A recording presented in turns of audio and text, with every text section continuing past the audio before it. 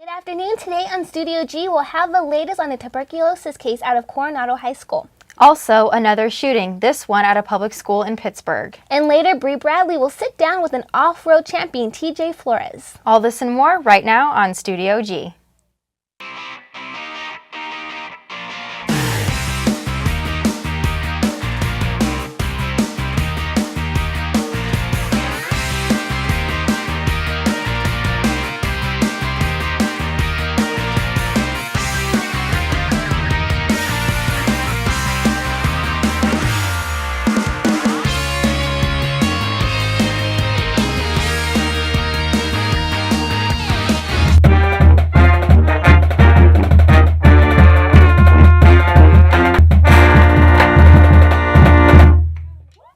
Good afternoon. Welcome to this Thursday edition of Studio G. I'm Alexis Ann. And I'm Tommy Laren. We're going to start off with the latest in the case of a Coronado student diagnosed with tuberculosis. Honey Love joins us in the newsroom with more. Honey?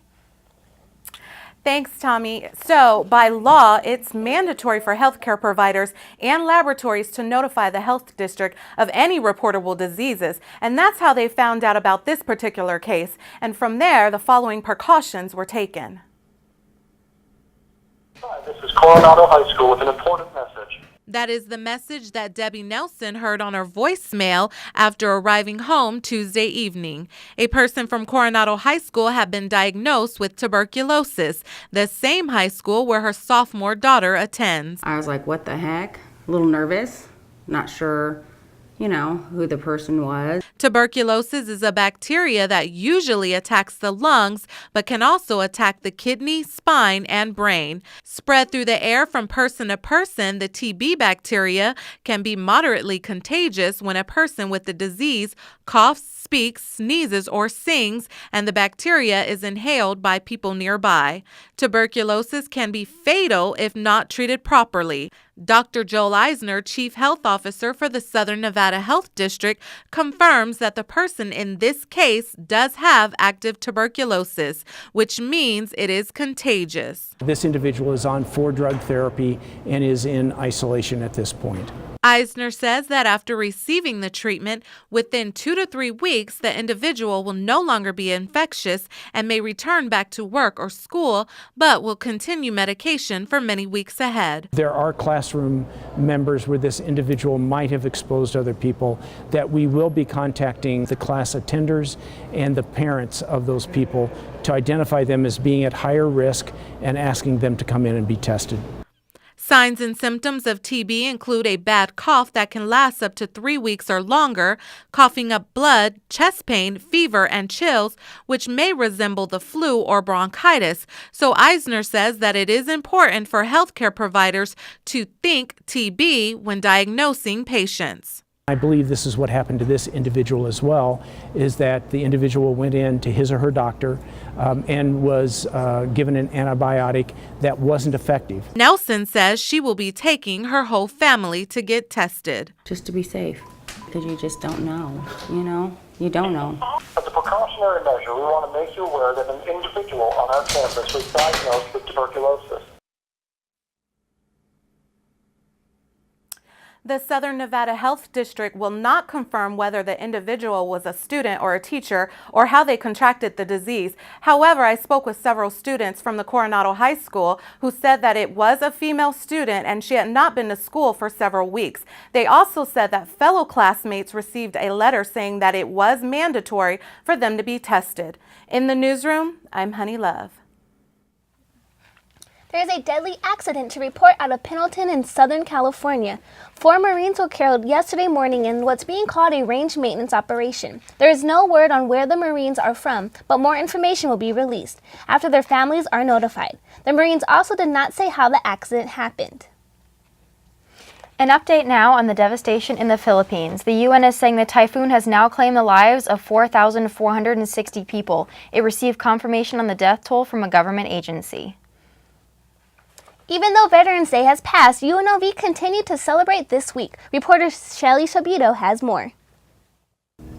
This year marks the 50th anniversary of the Vietnam War, and here at the UNLV Veterans Day Walk, the people of Las Vegas are celebrating their honor with just one step at a time. It was a day to pay tribute to the men and women who served our country. For many of the vets, every thank you was taken to heart, especially for Sergeant Gil Hyen. I'm a veteran. I'm here to support all the veterans who are here and just kind of see how Veterans Day is at UNLV. This is my first semester out of the Army, so I'm kind of getting a feel for how it all goes. This day was especially important to the president of the Student Veterans Organization at UNLV. It's important for UNLV because it's an advertising tool for them to get in more students to come to this great university. In July, Governor Brian Sandoval signed into enact Bill 260 that waived out-of-state tuition for veterans that wanted to come to school in Nevada. Nevada's trying to make it a more veteran-friendly state by that act in itself. The 2-mile walk and run was outlined with American flags and held at the PETA Plaza. Americans across the country honored past and present vets who have fought and died for our country. Particularly here at UNLV, it means people are coming out here to support. It means that the veterans are not forgotten, not just the veterans of the current war in Iraq and Afghanistan, but all veterans, Vietnam, Korea, World War II, and everything. For Studio G, I'm Shelly Salbito. The event is a reminder that there are veterans here on campus that are students just like us, and all it takes is a simple thank you to show your appreciation. The Las Vegas Sun's publisher and son of its founder, Brian Greenspun, is suing Stevens Media and the Las Vegas Review-Journal. Reporter Jordan Harrison has more. The Greenspun family has struck a deal with the Las Vegas Review-Journal that will result in the end of the Las Vegas Sun, but Brian Greenspun has filed a lawsuit in the hopes of blocking the deal. The Sun, as we know it as a section of the RJ, will go away, but other members of the Greenspun family, Brian's siblings, have said they want the Sun to stick around in some form, if nothing else, just as an online source of news. The advantage of having two different newspapers is that you get two voices with completely different opinions. I think one important thing is the editorial voice. The Review-Journal bills itself as a libertarian newspaper. They're very conservative, and the Sun traditionally has been a more liberal newspaper. So you have two voices with two very different opinions. Brian Greenspun wants everyone to know that the case isn't between him and his siblings because anyone could have filed the lawsuit, but it's about one newspaper trying to form a monopoly by buying out its competitor. The fact that I filed it, and my name is Greenspun, and I'm involved at the Las Vegas Sun, allows everybody to think of in this soap opera way that, gee, it must be the whole family dynamic and all that other kind of stuff.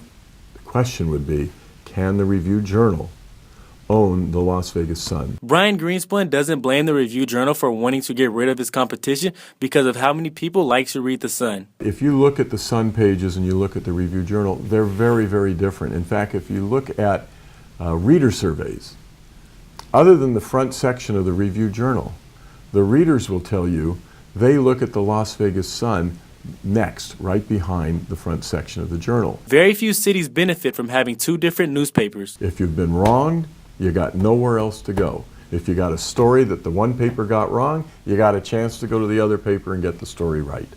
There are very few cities that have that wonderful opportunity. We have it here, and we've had it for years and years and years and years. Why give it away without a fight? Brian Greenspun doesn't believe that the newspaper industry is going to die anytime soon, which is why he hopes the courts will side with him. For Studio G, I'm Jordan Harrison. Anyone from the public may join the case. When we come back, we'll have information on a shooting in Pennsylvania. Stay tuned.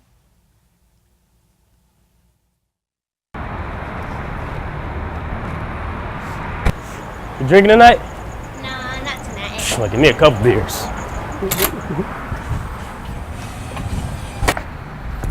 my gosh. You want some? No, stop. Come on, just Stop. take a drink. No. It's just a drink. I have to drive us home. Can you even walk in a straight line? Yes, want me to show you? Oh, yeah, you're good. Man, what are you talking about? I got this. Just give me the keys, please. I ain't drunk though.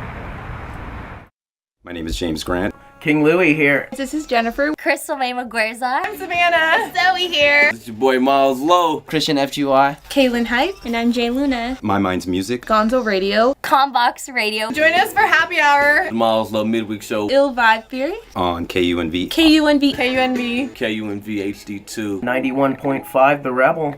Broadcast on Revcast.com.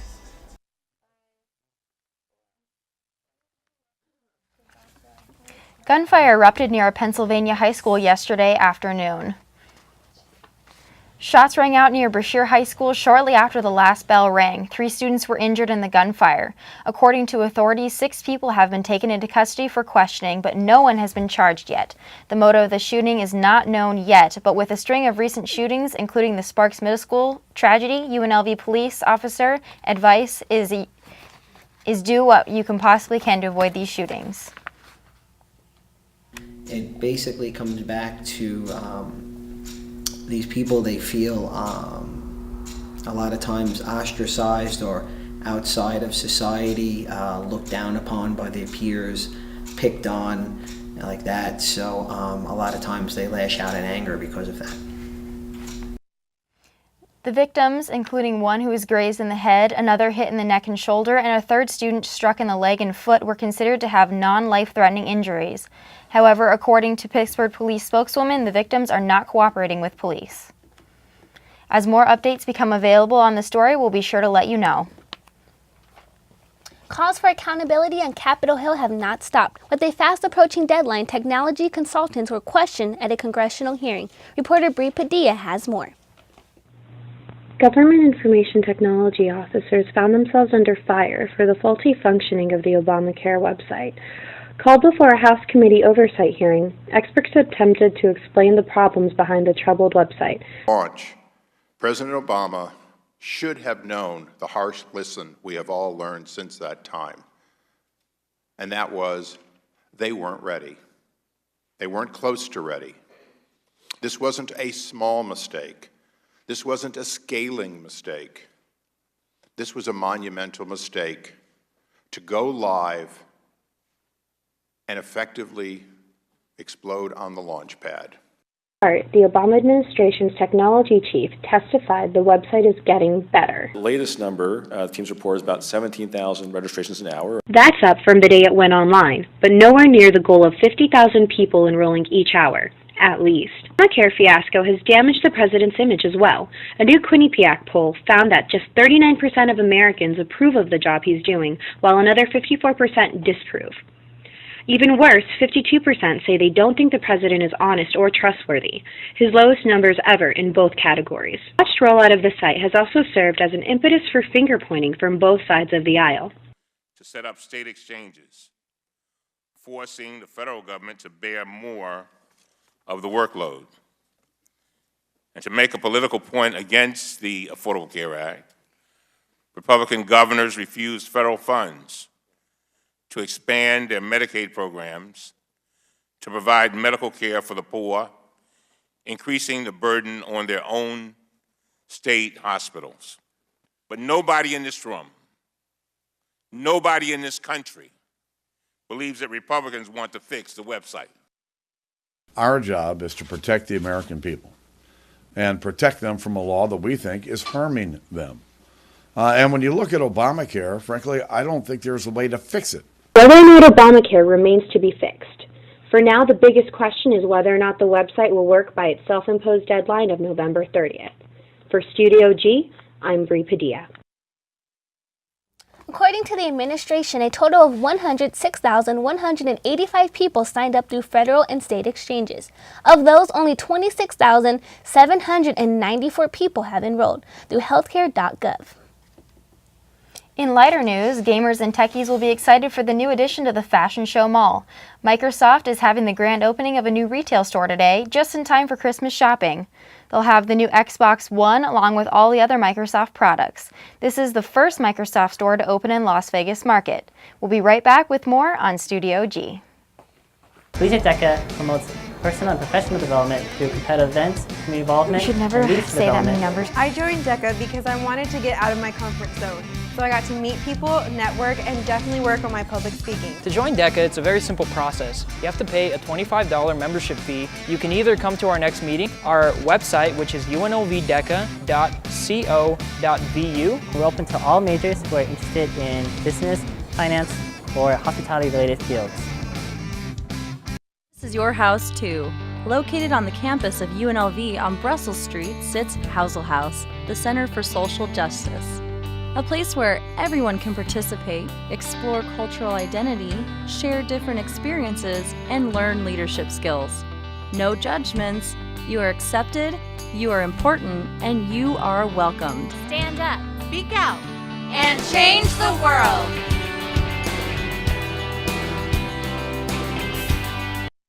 Staying healthy is a challenge with a busy schedule. Juicing is just one of the many popular diets people on the go. Reporter Christina Davies gives us more. Easy. Weight loss. Diving. Are words you hear when talking about juicing. So, what is juicing? Juicing is putting fruits and vegetables through a machine to extract the fibrous part of the fruit and vegetable, and all you are left over is with the juice and some vitamins and minerals. People start to juice for many reasons. Some include health purposes and weight loss. Maybe if they're not getting anything in their diet now, it's a really quick and easy way to start your day off with a juice. There are many downsides to replacing your meals with juices.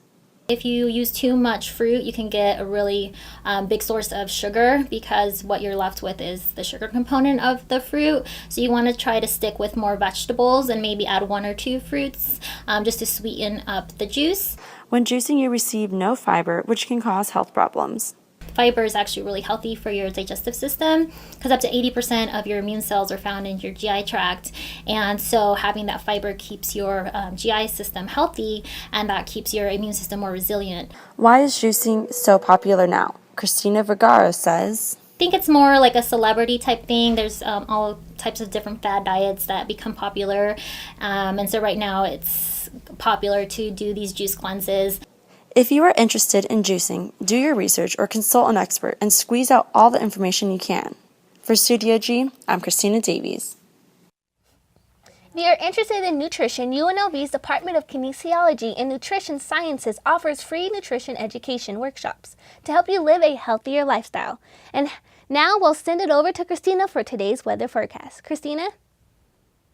Hi, so today I'll be giving you your weather forecast, and right now we're at 72, and we actually have no winds, which is amazing for us, no hairspray. So our high today will be 72, our low is 53, and we're actually above average, which I like because I don't like cold weather. So if we take a look at our current weather, Santa Barbara at 74, if you look up at San Francisco, 59, Reno, 57, and Tonopah, 55. If we take a look at our satellite radar, we have a lot of cloud coverage, some scattered rain showers down in Texas, but up in Wisconsin, we have some heavy rain showers. And if we take a look at tomorrow's forecast, in New York, it's 55, will be 55. Miami finally has some rain, but it will be 82. Over in Arizona, it's 82. And if we take a look at our extended forecast, Friday, be 66, low 60s, and then through next week, high 60s. So that's all the weather I have for you today. Stay tuned because when we get back, Bree Bradley will be talking to off-road champion TJ Flores.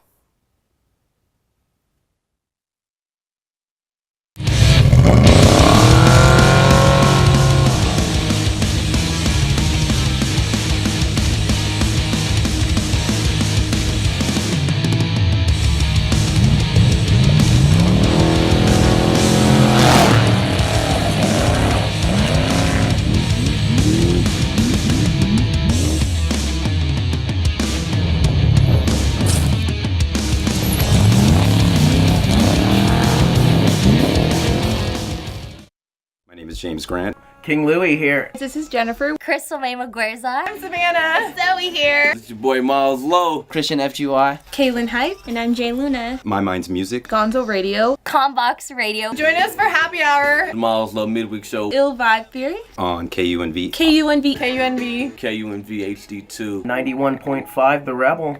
Broadcast on revcast.com. Today I'm joined by off-road champion TJ Flores. TJ, thanks for being with us today. You're welcome. Thanks for inviting me. So tell us a little bit about how you got involved with this crazy sport of off-road racing. I think it was back in 1991. Was out by G Nevada and seen the Gold Coast 300 and seen Ivan Stewart, Walker Evans, and maybe Rob McCackran, the old Rough Rider team out there, just throwing it down out in the desert. And I was probably 12, 13 years old, so it was probably like the most incredible thing I've ever seen in my life. I come from Northern California, so didn't see anything like that when I moved here. You have a steep history of victories here in the off-road community. Tell us a little bit about the most memorable ones for you. One of the probably most memorable ones is probably in 2003. My first overall win was in a Class 10 car in Callahan, Nevada.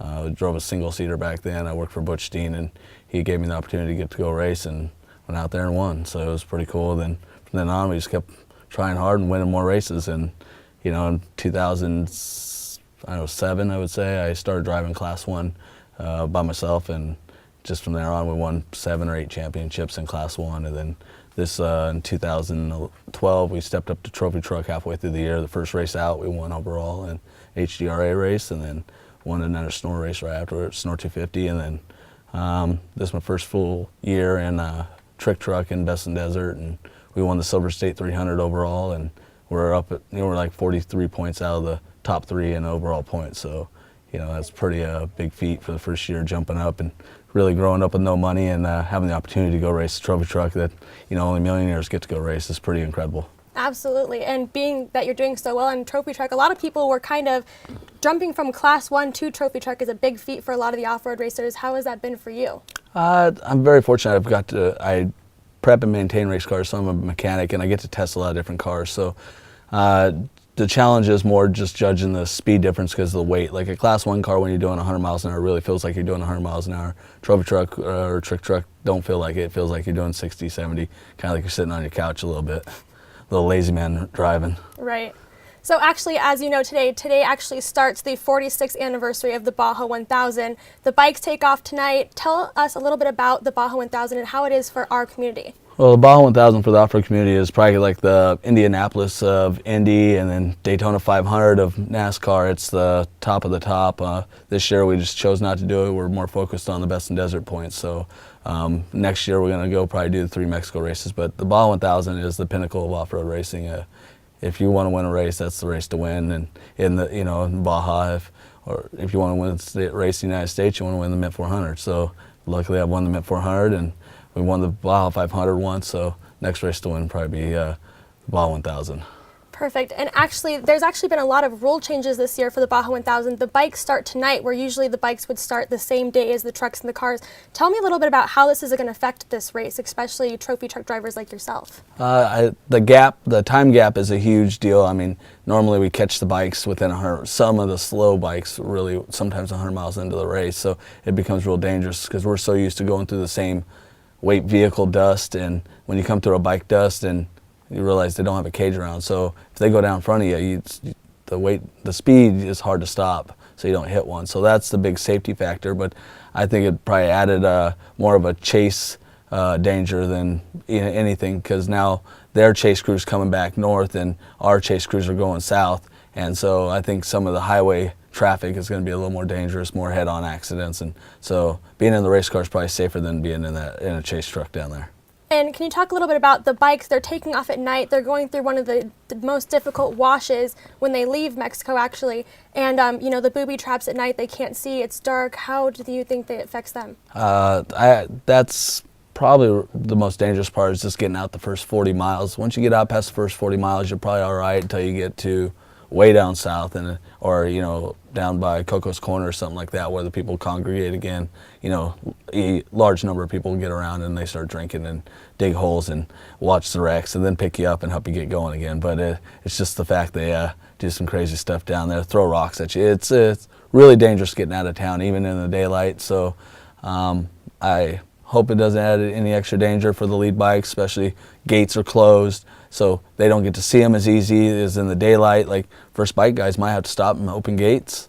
You know, farmers keep those gates closed, keep their cattle in and stuff like that, so it adds more danger, definitely. And I think we're running out of time, but before we go, tell me who your pick is for this year Baja 1000. I mean, I'm probably going to stick with the local boys, either B.J. Baldwin or Bryce Minzy, but I think Bryce Minzy and Jesse Jones probably got it. They #1 qualifier, so they get to set the pace for the race. Perfect. Well, thank you so much for being here today with us. That's all the time we have. Stay tuned for more Studio G.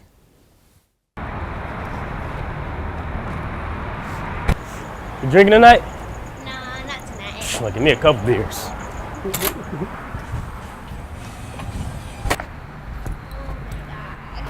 You want some? No, stop. Come on, just Stop. take a drink. No. It's just a drink. I have to drive us home. Can you Okay. even walk in a straight line? Yes, want me to show you? Oh, yeah, you're good. Man, what are you talking about? I got this. Just give me the keys, please. I ain't drunk though. 2. Located on the campus of UNLV on Brussels Street sits Housel House, the Center for Social Justice. A place where everyone can participate, explore cultural identity, share different experiences, and learn leadership skills. No judgments, you are accepted, you are important, and you are welcomed. Stand up, speak out, and change the world.